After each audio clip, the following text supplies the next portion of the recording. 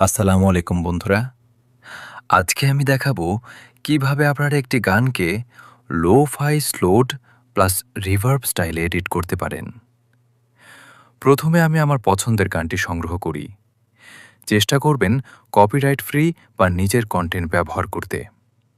তারপর একটি audio player বা এডিটর অ্যাপে গিয়ে গানটি প্রিপেয়ার করি। এরপর আমি স্লোড প্লাস রিভার্ব ইফেক্ট দেওয়ার জন্য একটি এডিটিং অ্যাপ ব্যবহার করি, যেখানে স্পিড কমানো ও রিভার্ব অ্যাড করা হয়। এতেই তৈরি হয় লো-ফাই ফিল। আরও ভালো সাউন্ডের জন্য চাইলে অনলাইন টুলস যেমন অডিও এডিটর ওয়েবসাইট ব্যবহার করে এক্সট্রা ইফেক্ট যোগ করতে পারেন।